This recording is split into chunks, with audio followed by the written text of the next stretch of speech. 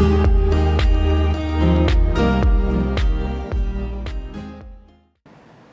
Namo Sang Hyang Adi Budaya, Namo Buddhaya. Ya, salam sejahtera buat kita semuanya. Saya Romo Alimin. Ya, hari ini berkesempatan, ya, satu berkah juga bagi saya untuk sharing, ya, mengenai Dhamma dan singkat, ya. Nah, apa yang saya hari ini mau sharingkan adalah sebenarnya tidak jauh dari kehidupan kita. Sebenarnya itu adalah saya memberikan topik ini dengan judul kita duka, ya, tetapi jangan berduka, itu saja, ya. Jadi mungkin banyak yang bertanya, ya, apakah benar kita duka, ya. Nah, itu perlu kita renungkan sebelumnya. Dan kita harus akui bahwa kita ini berduka. Bukan berduka, sorry. Kita duka. Ya. Kita memang lahir itu sudah duka. Terlahirkan itulah duka. Ya, seperti yang disampaikan atau diajarkan oleh para guru dan juga ajaran Buddha Gautama, intisarinya yaitu 4 kebenaran mulia. Itu jelas-jelas dinyatakan duka. Siapa yang duka? Jika di Abhidhamma kita tahu cita 81, cita sika 51, rupa 28. Nah, itu siapa itu? Makhluk, ya. Kenapa cita 81 harusnya 89, ya, sampai 121 itu, ya, karena makhluk suci, ya, tidak termasuk di sini duka, ya, dalam 4 kebenaran mulia. Cetasika kenapa 51 bukannya 52? Karena satunya di sebab duka itu, ya, duka samudaya arya saja. Nah, jelas sekali di sini semua makhluk yang belum suci adalah duka. Ya, jadi kita harus terima itu. Karena kalau tidak terima duka, maka step selanjutnya, tahap selanjutnya kita tidak bisa maju. Perkembangan batin kita tidak bisa maju.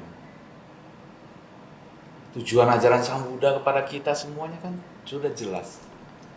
Ya, membebaskan kita dari penderitaan, duka.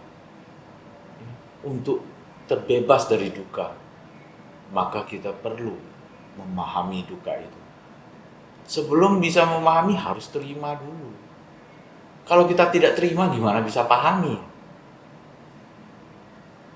Ya, setiap kali ada duka kita lari.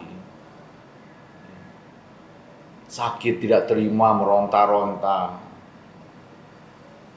Gimana bisa pahami? Kita baru duduk saja udah nggak enak, kita udah pindah duduk, ya, kaki dilojorin, ya, kita berdiri, jalan. Begitu duka pindah posisi terus. Itu artinya tidak terima. Ya. Nah, kalau tidak terima gimana bisa paham duka? Kalau tidak paham duka bagaimana bisa tahu bahwa untuk membebaskan atau sebab dari duka itu? Kalau tidak tahu sebab dari duka gimana bisa terbebas dari duka? Ya, jadi ini perlu kita renungkan. Duka itu penting sekali untuk diamati. Untuk membebaskan kita dari duka, mencapai nibbana, maka kita harus pelajari dan pahami duka dengan sepenuh hati, dengan perjuangan. Ya, sudah diberikan jalan. Ya. Jadi step awal adalah terima. tidak mudah untuk memang untuk menerima. Maka itu kita perlu latihan. Latihan. Nah, pada kesempatan ini yang singkat ini saya ingin sharing ya beberapa pertanyaan dari para umat ya. Beberapa yang memberi komentar. Ya. Saya nggak masalah toh. Saya uang juga ada. Kekayaan cukup ya. Kesehatan juga oke-oke saja. Lalu makan, tidur cukup bisa, anak, istri, keluarga semua nggak ada masalah, damai-damai. Nah, bagaimana bisa dibilang duka? Nah, itu satu tantangan, ya. Itu duka hanya dari luar kulitnya saja kelihatan, ya tidak kelihatan. Kebetulan ya kama baik berbuah, ya semuanya serba lancar. Tapi yang diperhatiin lebih detail lagi, ketika kita gatal saja itu sudah duka sebenarnya. Haus saja sudah duka. Begitu kita duduk merasa tidak enak itu sudah duka. Perubahan inilah sudah duka. Ya, berubah dari tubuh, sel tubuh. Ya. Pagi-pagi, waktu kita tidur saja sudah duka bolak-balik. Ya. Kita lari lagi, nyatanya tidak kelihatan karena kita lari. Makanya dia katakan tidak duka loh, tidak valid nih dikatakan duka. Saya ragu nih dengan ajaran Buddha, kok dikatakan duka. Bahkan dalam duka 12 itu ya, salah satu awal pertama-tama lahir itu duka. Begitu lahir aja udah duka. Ya, mengapa? Ya, lahir akan tumbuh kembang, akan mengalami fase pelapukan dan akhirnya akan padam atau mati. Itu udah pasti, tak ada yang bisa hindari. Setiap makhluk yang lahir akan mengalami itu. Tua, sakit, dan mati. Apakah bukan duka? Itu duka. Ya. Jadi kalau sudah mulai terima, kita untuk belajar terima, baru bisa membebaskan kita dari duka. Terbebas dari duka, itulah mencapai Maggapala Nibbana. Oleh karena itu, dalam keseharian, ya, kita juga tidak dianjurkan untuk terus duka, jadi pesimis, ya, bukan itu. Kita tahu duka, hidup ini duka, tetapi untuk membebaskan kita harus tahu sebab duka itu. Ya. Kalau kita terus loba, ya sebagai sebab duka itu, tanha, maka tidak akan terbebaskan. Nah, tapi kalau sudah paham duka, tentu sebab duka akan terkuak, akan mengetahuinya dengan pengalaman sendiri, yaitu dengan meditasi. Ada yang mengatakan juga ya, jadi pesimis nih, bagaimana nih kalau kita sampaikan kepada anak muda, ya mereka gimana? Mereka sedang dalam pertumbuhan, ingin mencapai hal-hal duniawi, katanya membahagiakan. Apakah cocok untuk disampaikan kepada anak muda? Ini bukan untuk anak umat yang muda, tua saja. Muda juga perlu mengetahui duka, memahami duka. Dan kehidupan ini kita sudah diberikan jalan mulia menuju 8. Salah satunya apa?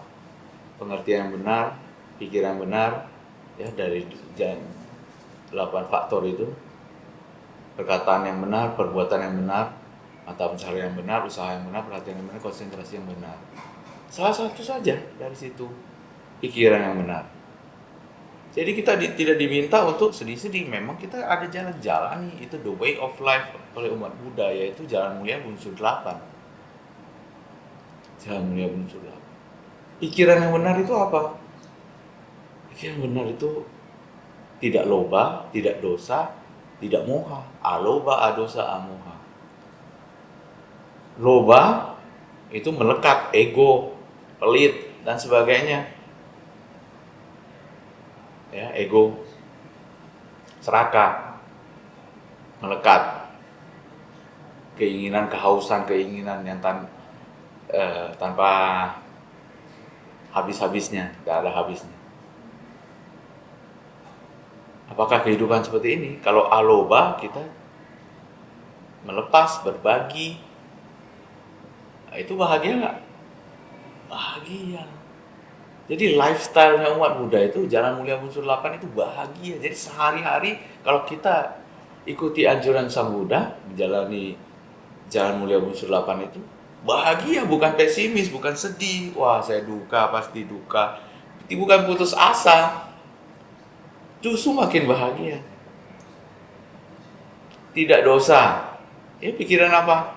Lawan katanya meta, ya.